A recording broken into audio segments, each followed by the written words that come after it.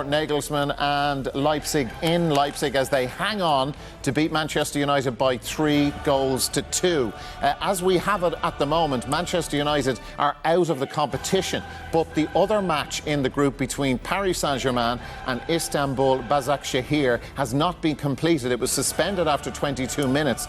There is the table as it stands at the moment. That match, we understand, well, it could be played tomorrow.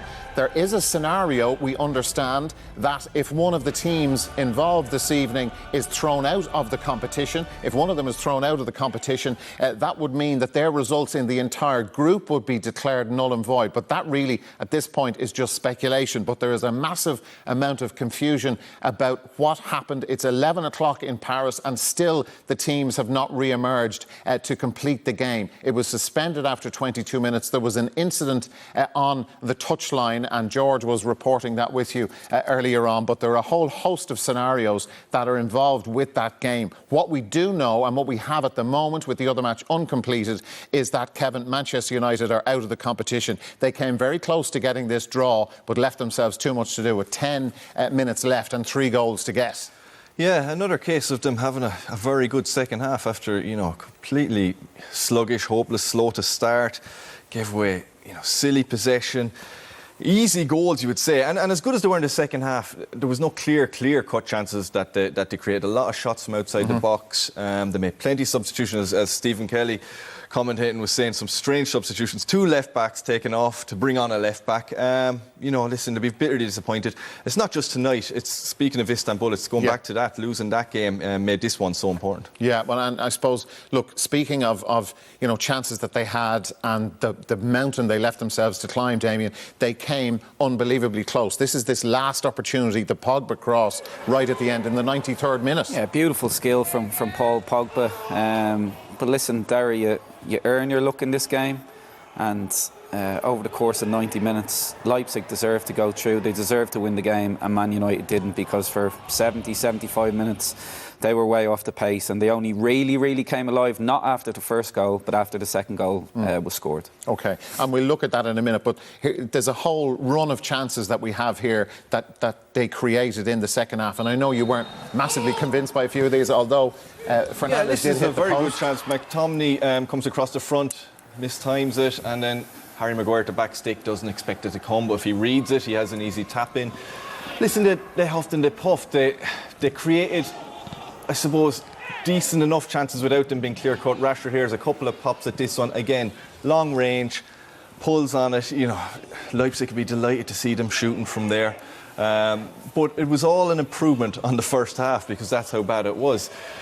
This one, I think it's Fernandes, long-range shot. Another one must be 35 yards. This is very unlucky. It was great skill to get that from that close in, to get it over the wall and down.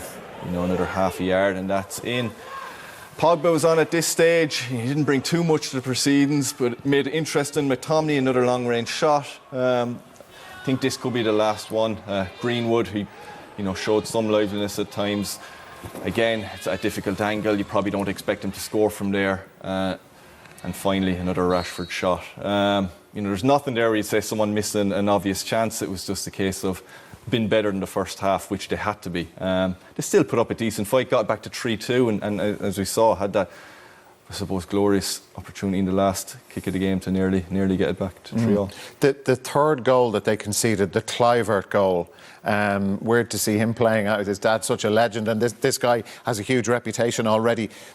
Just give me your thoughts as we look at this third goal, because it was a soft one to concede. It was a bit chaotic again, Dara, similar to the 2 goals they conceded against Paris Saint-Germain last week. Kluivert came on, obviously he looked very sharp, obviously a different type of player to his dad. Gets a bit lucky with the bounce, with the deflection. Top class finish. Can Maguire do better? Williams as well, sleeping. I know he's a young boy, a left back, albeit their third left back on the night, which, as Kevin and Stephen have noted already, was a strange one. But yeah, an awful poor goal to give away, and not really smelling any danger at all. So you would have thought it was game over after that. So then a lifeline, the penalty, Kevin. Yeah, listen, Greenwood, it's just a long clearance from Pogba. I think Greenwood uses his pace to get in behind, uses his body very well, and it's a definite penalty. you know, he knows what he's doing. He gets his foot across and he is taken down, and it was an easy one for the referee to make. Fernandez does what he does. He scores penalties. Again, cool as a cucumber. You know, there's never, keeper goes the right way, still not saving it. So got him back into the game, got him going again.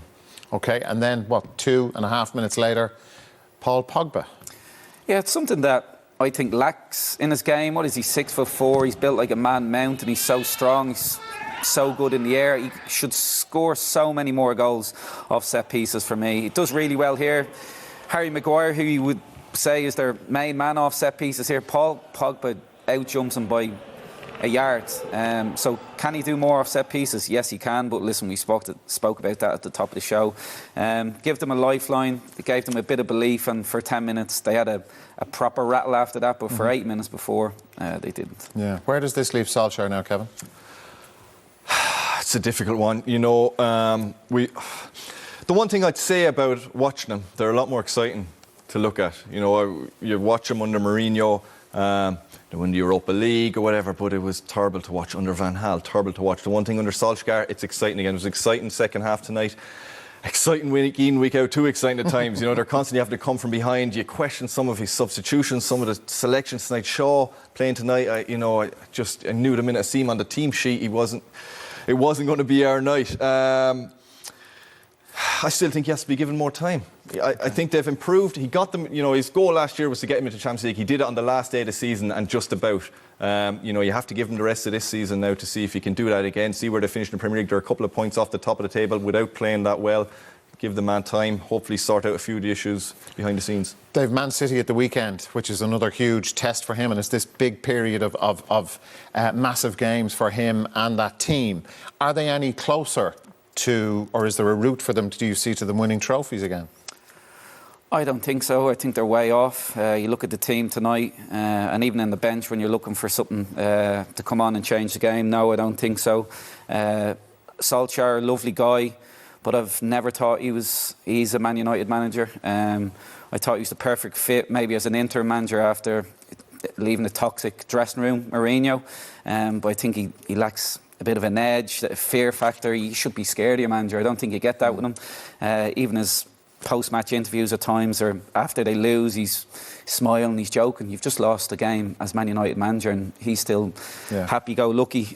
So now, long-term, and I know he's done better, I believe, in the first 100 games, better than Klopp, but I still just does not sit right with me that Solskjaer is a Man U manager, and I know there's 60-40 Man U fans behind them, but he's not for me, not long term. You forget about last season, Dara, that 66 points they got into the Champions League final with, but it's usually about 75, 76. Yeah. They only got in because of people falling away. Into the top four, yeah, OK. Well, look, the speculation about his future will continue. That big game against Man City, and really, look, we'll all keep an eye on what has happened and what will happen in the other game between PSG and Istanbul Başakşehir. The match was not completed tonight. It could be played tomorrow. UEFA will be involved in all of this sort of thing, and there are loads of scenarios. But what we have at the moment and what we know tonight is that Manchester United are gone out of the UEFA Champions League. They've dropped down into the Europa League. That's it from us for this evening. My thanks to Damien and to Kevin for their company here.